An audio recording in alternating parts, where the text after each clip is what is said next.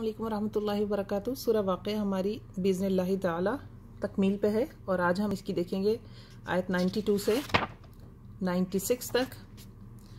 पीछे तस्करा हुआ साबिक़ून अल-अव्वलून के उनके साथ मरने के वक्त क्या मामला किया जाएगा। फिर तस्करा हुआ अस्हाबुल यमीन के साथ। अब जो तीसरे ग्रोह की बात इसमें हो रही थी सूरह वाक़िया में, उनका तस्करा हो रहा है।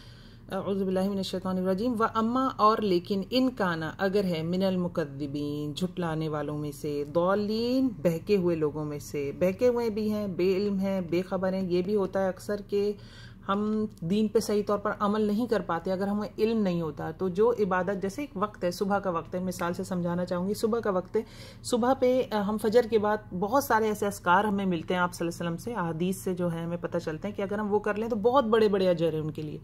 लेकिन अब हमने अहमियत नहीं दी, या कोई और वजह भी हो सकती है कि हमें पता ही नहीं है। हम सुबह का वो वक्त तो जागते हैं, लेकिन हम वो ऐसी तस्बीहात में गुजार रहे हैं, उनसे भी अजर मिलेगा, स्कोर उससे भी होगा इंशाल्लाह। अल्लाह रब्बुल इज़्ज़त बड़े कबूल फरमाने वाले हैं, बड़े शाकिर हैं।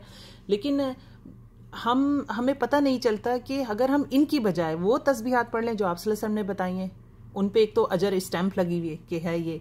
तो ये एक जनरल सी बात थी अपने हवाले से। यहाँ पे जो बात हो रही है अस्हाबुल शिमाल की बात हो रही है। वाम्मा इन काना मिनल मुकद्दिबीन अद्दौलीन, अगर है झुटलाने वालों में से, बहके हुए लोगों में से, भटके हुए में से।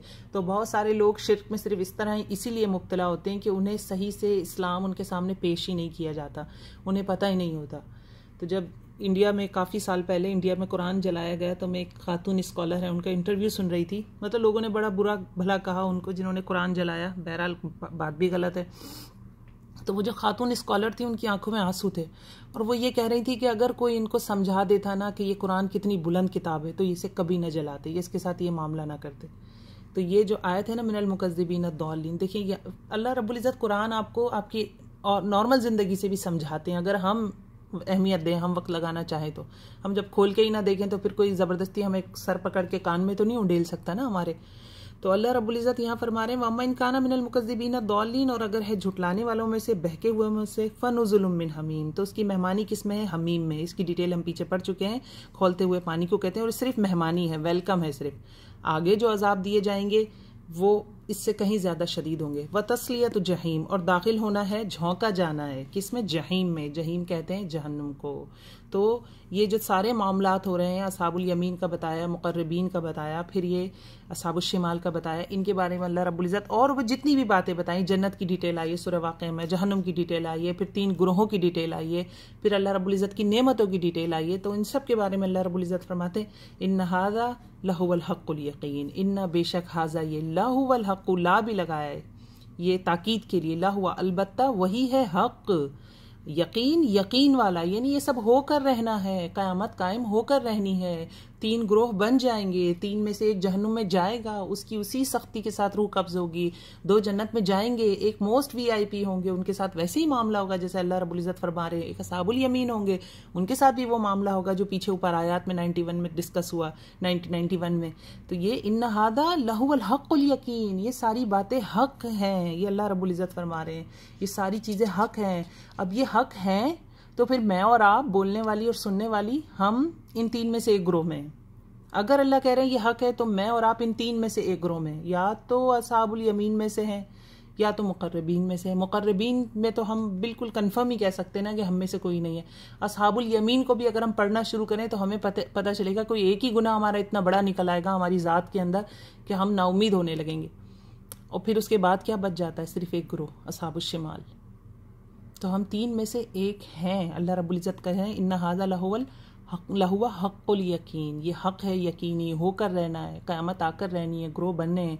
और अगर रूह कब्ज़ करने के हवाले से देखें तो इन 3 तरह से, इन 3 में से किसी एक तरह से हमारी रूह कब्ज़ होनी है। या तो रोशन चेहरे वाले आने हैं, ऐसा कफन लेके जो खुशबू में हो। तो क्या मैं इस वक्त आप अपने आप से पूछूं, और आप इस वक्त अपने आप से पूछें कि इस वक्त अगर हमें फ़रिश्ता लेने आ जाए रूह कब्ज़ करने, तो कौन सा फ़रिश्ता होगा? क्या हमारे अमाल पीछे जो भी हमने अभी ज़िंदगी अभी तक गुजारी, क्या ऐसे हैं कि वो खुशबू वाला कफन लेकर आएगा, वेलकम कहेगा और कहेगा या अय्यतुहन नफ्सुल मुतमइन्ना इरजिई इला रब्बिकी रादियतम मर्दिया? क्या हमारी नफ्स मुतमइन है हमारे अमाल से? क्योंकि नफ्स मुतमइन्ना कोई खुशखबरी मिलनी है ना। तो क्या मैं मुतमइन हूँ कि मैं अपने दिन जैसे गुजारती हूँ मुझे वैसे ही गुजारने चाहिए? क्या मुझे लगता है कि अल्लाह रब्बुल इज़्ज़त मुझसे खुश हैं? और इसको चेक करने का सबसे अच्छा तरीका है कि हम अपनी नमाज में झांक लें। अगर हम अपनी नमाज में अल्लाह से कोई ताल्लुक़ वाली नमाज पढ़ते हैं तो इसका मतलब है कि हाँ, अल्लाह से कोई ताल्लुक़ है, उम्मीद लगाई जा सकती है। उम्मीद तो खैर हर हाल में अल्लाह से लगानी चाहिए, लेकिन खुशफहमी का शिकार नहीं होना चाहिए।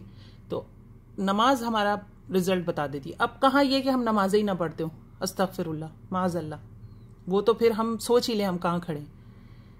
तो यहाँ ये हक़्क़ुल यकीन है। इन 3 ग्रोहों में से मैं आप कहीं एक हैं, और ये 3 तरह जो रूह कब्ज़ होती है, एक खुशखबरियों के साथ जो आयत 89 में डिस्कस हुआ, फिर एक सलामती के साथ जो अस्हाबुल यमीन की होगी आयत 91 में डिस्कस हुआ, और एक फ़नुज़ुलुम मिन हमीम व तस्लियत जहीम, एक अस्हाबुल शिमाल के बारे में जो मामला किया गया है कि उनको वेलकम ही खोलते हुए पानी से किया जाएगा, धुएं से किया जाएगा, आग से किया जाएगा, या फिर हम उसमें से। चौथा कोई ग्रुप नहीं है, बीच की कोई राह नहीं है। इन्ना हादा लहुवल हक़्क़ुल यकीन, लहुव हक़्क़ुल यकीन, ये सब हक़ है। ये सूरह वाक़या ऐसे ही अल्लाह ने आपको और मुझे नहीं समझा दी, अल्लाह ने बताना था ये सब हक़ है, इसको समझो मैं क्या कह रहा हूँ। अकल वालो अकल पकड़ो। फसब्बिह बिस्मि रब्बिकल अज़ीम, फसब्बिह तो तस्बीह कर, बिस्म 7 नाम के, रब्बिकल अज़ीम, अपने रब की जो बहुत बड़ा है। इसका जवाब क्या बनेगा? सुबहान रब्बियल अज़ीम। सब्बिह बिस्मि रब्बिकल अज़ीम का जवाब बनेगा सुबहान रब्बियल अज़ीम। जब ये आयत नाजिल हुई तो आप सल्लल्लाहु अलैहि वसल्लम ने सहाबा कराम को फरमाया कि इस आयत का जो जवाब है उसे अपने रुकू में रख लो। तो हम रुकू में पढ़ते हैं ना सुबहान रब्बियल अज़ीम, तो ये वहाँ से जो है नाजिल हुई। और एक बड़ी इंपॉर्टेंट बात यह है कि दीन पर इस्तकामत के लिए ना अल्लाह से ताल्लुक़ लाजिम होता है, और अल्लाह से ताल्लुक़ के लिए तस्बीह लाजिम होती है। नमाज भी एक तस्बीह है।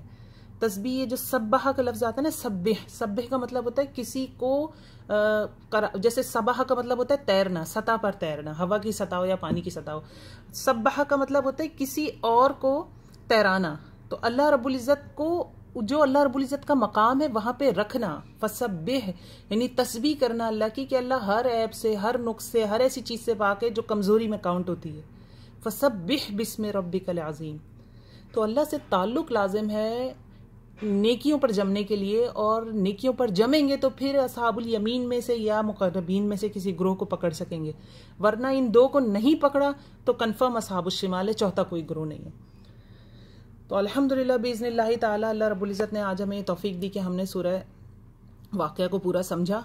और ये बहुत खूबसूरत दुआ है, ये यहाँ लिखी हुई है, अगर चाहें तो आप इसको लिखें, बल्कि इसको मैं आपको समझाती हूँ। अल्लाहुम्मा अस्अलुका बरदल ऐश बअदल मौत, अल्लाह मैं आपसे सवाल करती हूँ मौत के बाद ठंड की, यानी मैं सुकून से रहूँ, मरने के बाद आराम से रहूँ। व अस्अलुका लज़्ज़तन नज़री इला वजहिका व शौक़ इला लिक़ाइक, और मैं तुझसे सवाल करती हूँ कि मैं तेरे चेहरे की तरफ नज़र डालने की लज्जत को महसूस कर सकूँ। जन्नतियों को दिखाए जाएंगे ना अल्लाह रब्बुल इज़्ज़त, और शौक़ हो मेरे अंदर इला लिक़ाइक, तेरी मुलाकात का।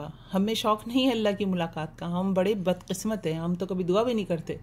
तो जो मरने वक्त रूह कब्ज़ होती है ना, तो अगर रूह को शौक़ होता है अल्लाह से मुलाकात का तो वो बेचैन होती है, वो कहती है कद्दिमूनी कद्दिमूनी, मुझे आगे ले जाओ, मुझे आगे ले जाओ, मुझे यहाँ ना छोड़ो, बस दुनिया ख़त्म, जो कुर्बानियाँ देनी थी दे ली, अब वो वक्त चला गया।